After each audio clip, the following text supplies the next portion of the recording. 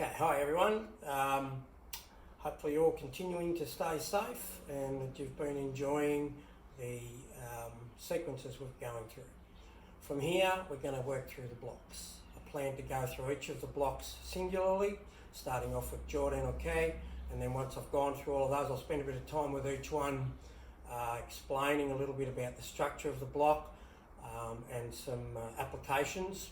And then once I've gone through all of those, we'll maybe look at some static combinations of blocks accompanied by maybe a retaliation. But anyway, we'll see how that works as we move forward.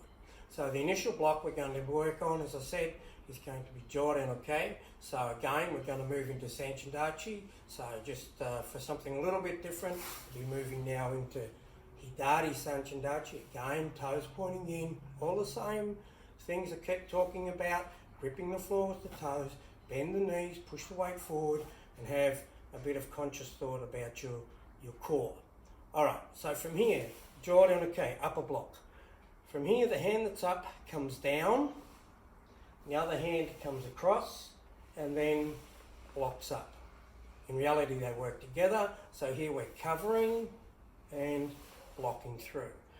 Again, the other thing that we need to continue to pay attention to is the use of our body and our hips in behind the technique. So from here, as we're coming through, as I reach the halfway point, I've pretty well squared my body off where both hips are coming around, and then from here, as I finish off, the hip is going to drive in behind the block.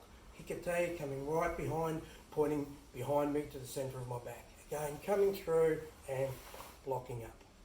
Now, when we do this as well, if we look at it from a side position here, the block here is about 1 fist distance or a bit more than 1 fist distance above the head and slightly in front.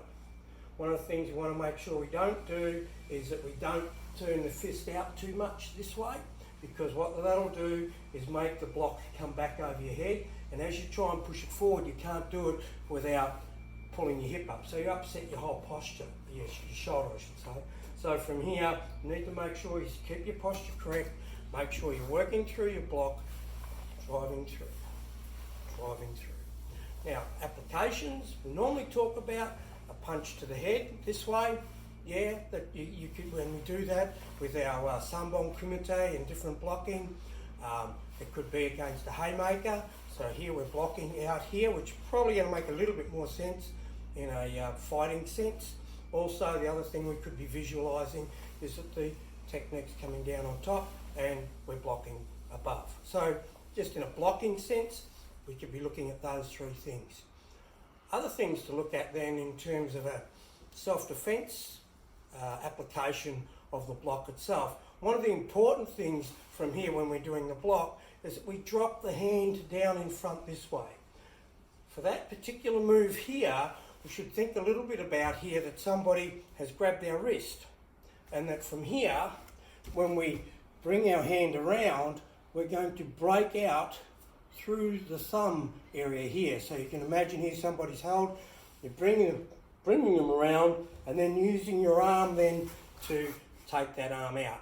Again, dropping it down in front, bringing it through, taking it up and out. A follow-on application that Sean Howard Collins has showed us is from here, that once we've broken that out, we grab that hand, tuck the elbow up, moving around behind and put the hand on our arm and put them into an arm lock, a rear arm lock, hanging onto them, which is a nice little self-defence move as we go through. Another defensive type application is along the lines of what happens at the end of pinning or ni, where somebody has grabbed us, and from here we're coming, or actually grabbing this one hand, grab, ready to punch.